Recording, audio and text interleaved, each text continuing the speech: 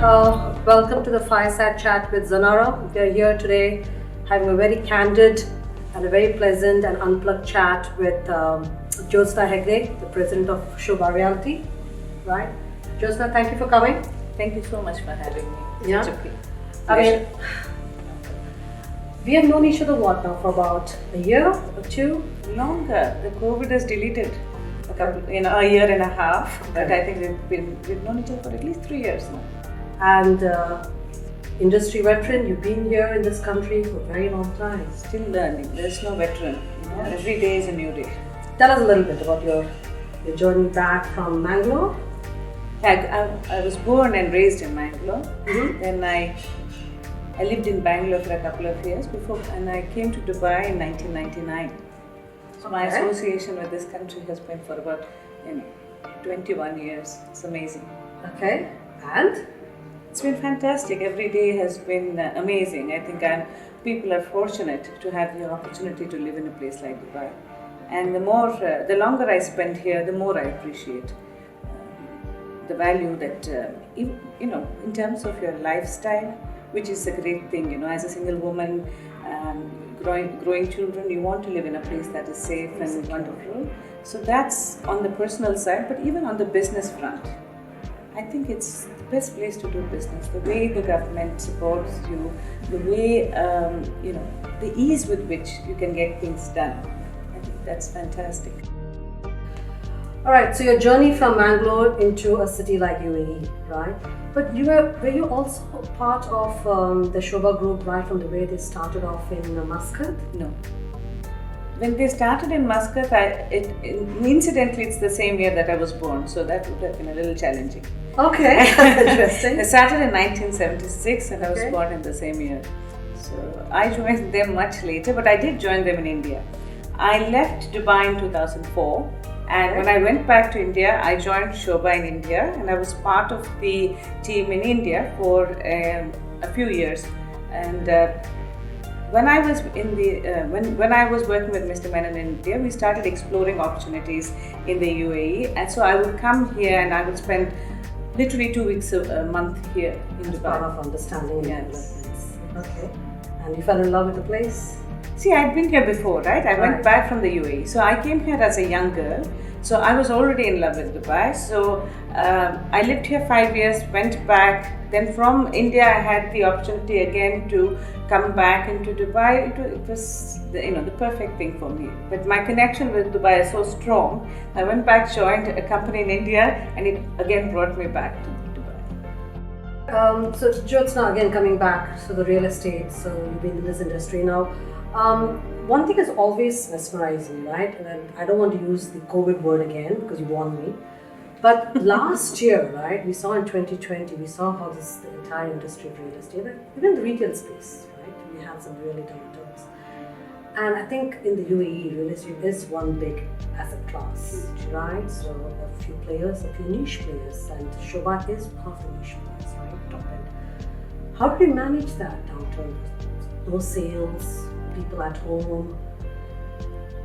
I mean, March, 2019 was a good year. We did well in terms of sales. We'd established the brand, and we'd started doing very good things. And then in 2020 was supposed to be this fantastic year. We'd opened up new markets. There was going to be a lot in the pipeline for us. So January happened. There were some ripples in China. China contributes to my buying here. So that's right. But still, even though China went cold, there was enough interest from within the country and from the other markets that January, February, up to 15th March, we had a very good run.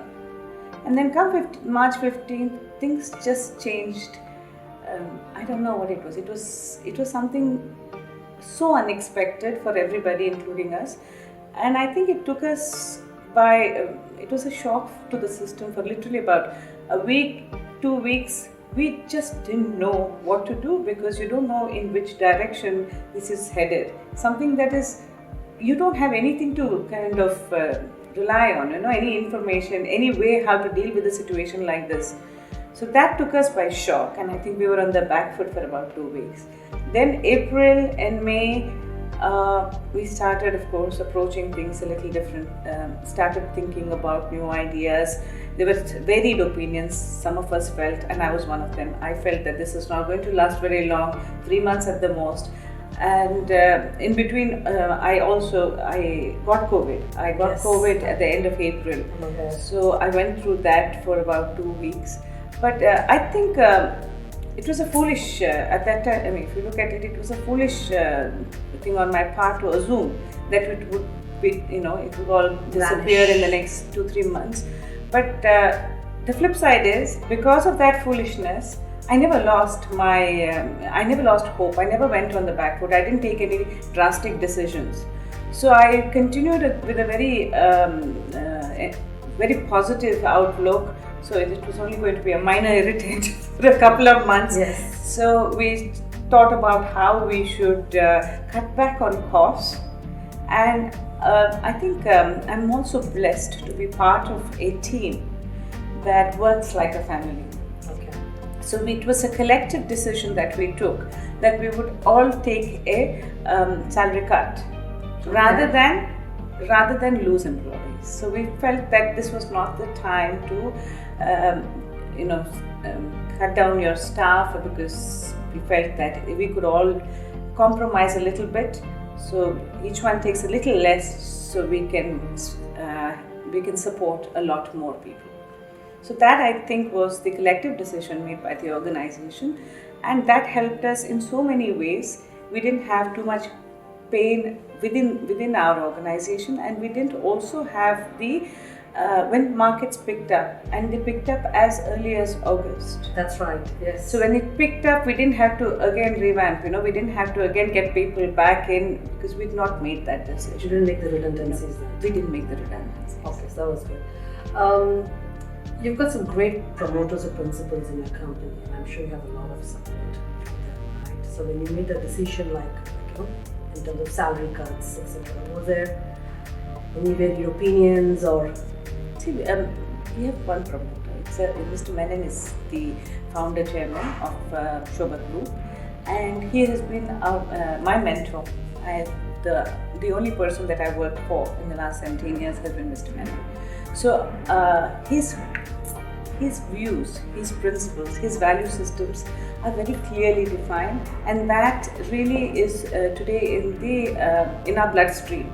So the value systems is something so strong. It has been emphasized so strongly that this is something we've imbibed. It's part of us. So any decision that we make today, I think even unconsciously, the moral compass has been set. So it comes from the top. So I know what he would want, and I know what he would want, and it's become so much a part of my own personality. So now it comes naturally. Sort of breathe that. Also, I think what we've achieved in the last couple of years is that there's been a high level of delegation. So Mr. Menon is not operationally, he does not interfere with the business. And he's the kind of person who gives, when somebody has accountability, he makes sure they have the right authority. So these decisions he does not interfere in, but wherever he can help. He's a person who gives 50% of his wealth to charity. So wherever we take a decision in the interest of other human beings, we know he's always, he will always support it. Great, fantastic. Now, tell me about your workforce now, right? Because this is about the International Women's Day Fireside Chat. Now, what's the staff count of Sobha Realty as a the group itself, we have about, including our laborers, we have close to 4,000 people. And if you have to just sort of divide between the genders? Genders, it is lopsided. It is because of the industry. I don't think I hardly have any workers, any female workers. Yeah. It's mostly so men. So how about on the management? On the office side? On the office side, also, I think we'd be about 35% female, 65% male. And during this COVID situation of last year, right? How have the women faced in your organization? Have you had situations where you've had women coming up to you and talking to you about their issues, their problems at home, or they've had some psychological breakdown. Because we hear a lot of stories about that, right? Because women had to work extra hard, probably because it's a work from home. They had kids running around their houses, and looking after that, plus looking after the household chores. I mean, I know you're a very hands-on person, right? So have you had, like your assistant or anyone come down to you and just spoken to you? And how have you handled the whole scenario? Any changes that you've made? This specifically women, no, but men and women both have had challenges during this time. People in the organization have faced a lot of situations. Some of them, when your health is a big challenge, the way you're exposed, to this COVID virus was very challenging, and people have had innumerable challenges. Like you said, the mental health issues, people going through extreme stress, and there's been several challenges, and I think there's nothing really, as an organization, as I told you, we're like a family. So if somebody has a problem, we'll deal with it like you deal with somebody having a problem in your home. So if somebody approaches me, I'm happy to talk through it with them, suggestions, ideas, solutions, number of things. I mean, what can you talk about? There's no one situation that you can talk about. It was an everyday challenge. Right. Somebody was going through something every day. People with families under pressure. These are everyday life situations, and the COVID just made them far more severe. Right.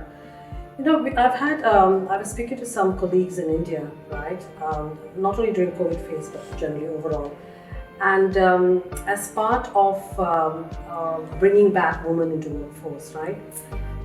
So women who have taken leave during maternities or during any kind of family episodes, there are companies in India welcoming back then for them to work back into the industry or work from home, putting them back into employment. Is that something that you guys promote, Sobha promotes very openly? I mean, telling them, please come back to work. Do you have some sort of policy there? See, we don't have a policy as such, because we don't practice any kind of discrimination in any sense.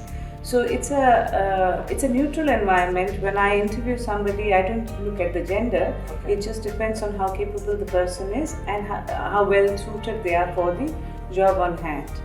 And I mean, I'm a woman myself, and I have a child, but I've worked in this organization 17 years, and it's a very, I'd say that the system that we follow is meritocracy, and whoever has the right, at the end of the day, right talent, I understand social programs, probably even the need for certain programs to encourage it, but in a commercial organization, there are certain limitations. You have to take the right person for the job. It can't be gender-based. I spoke to you recently, and we were talking about topic about spirituality. Right. This, right? And you told me that you are moving towards, a spiritual well-being.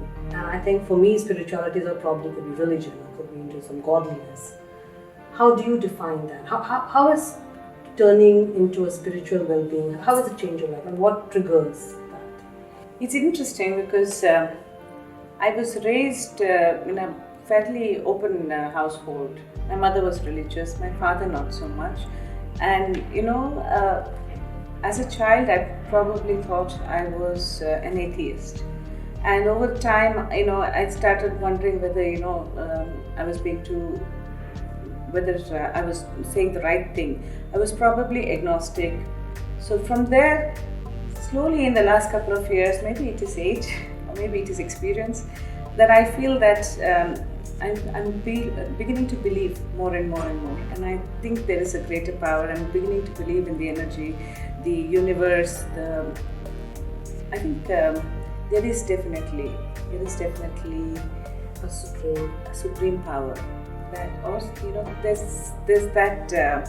something a friend said to me about a couple of years ago. He said to me that the journey is inwards, and I don't know why that statement struck a chord. And since then, I think I've been trying to make that journey inwards. It's not that easy. There's no one path. There's no clear direction. There's no Google Maps or anything like that. So it's something that I'm treading carefully. I wouldn't say a spiritual journey because that's a very big word, but I think focusing a little bit on trying to understand who I am and how it relates to the rest of the world. And is it because of 2020 that's changed you, or is it any specific event in life or a series of events? Not really. It happened gradually over the years, but I can say 2020 intensified it because it gave, I think it was a collective awakening. Literally, people were beginning to wonder, so what is this? This sudden loss of control, the sense of control that we had. We always thought we control certain things in our lives, and with 2020 you realize that it was all an illusion. You don't control anything, and that sudden realization, I think, definitely accelerated the process. Fantastic. I'm going to ask you one question before I go into a series of fire chats. But if you have to summarize your entire journey so far in just one word, right? Your career, your personal journeys, etc. In just one word, how would you summarize that? I'm blessed. That's it. Blessed, grateful. Yeah, blessed with people, blessed with opportunities. Opportunities, experiences, people, just blessed. Relationships, kindness. I think I cannot ask for. Fantastic, great. We're almost towards the end of this, Jyotsna. I'm not going to go further, but I'm just going to ask you in the next 2 minutes, a couple of series of 10 to 15 questions. You can answer, it's a random question. Sure. And you can just answer it as candidly as possible. Okay. So the first one goes here. Okay. What are some of the key attributes of a modern day leader? I think a modern day leader needs to be adaptability is a very, very, very key quality. Adaptability, integrity, and farsightedness. Somebody who thinks about the bigger picture and not constantly carried away by little things that are in the current. Okay. How do you challenge yourself? I'll be flippant and say that the environment is challenging enough. I don't say what I have to do to add to it. It just comes your way. No, but that's a joke. But honestly, I think it's the DNA of the organization is such that we're never happy with what we do. We're constantly looking to upgrade. So we do something, achieve something wonderful, all excitement lasts for a minute, and then we're looking for the next thing, how to upgrade it, make it better. So that I think proves a constant challenge. What keeps you awake at night? Nothing really, I sleep very well. Yeah? I sleep very well. What is a decision that you probably regret you had never taken?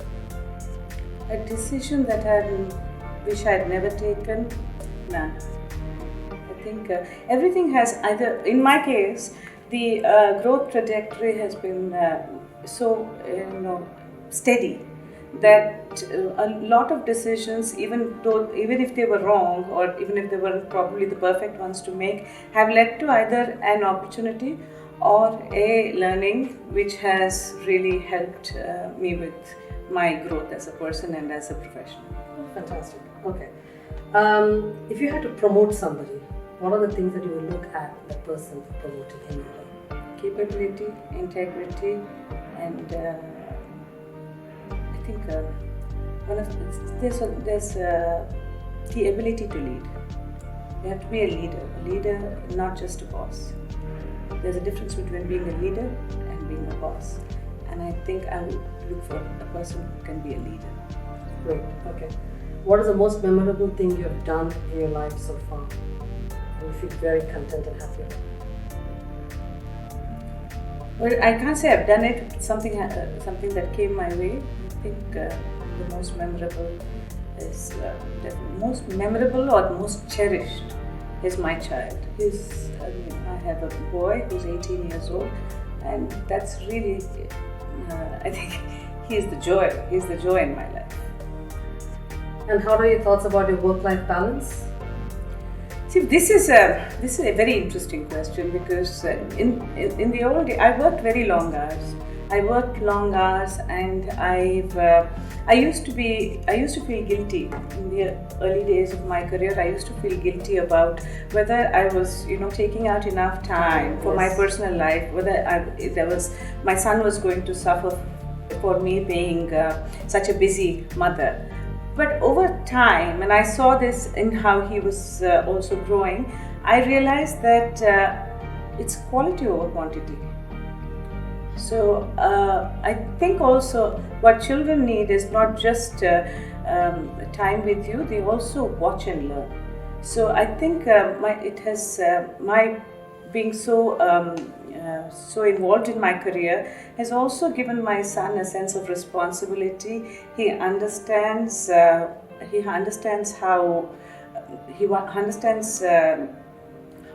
work ethic, just certain things that he's just seen me doing, and that is now imbibed in his personality.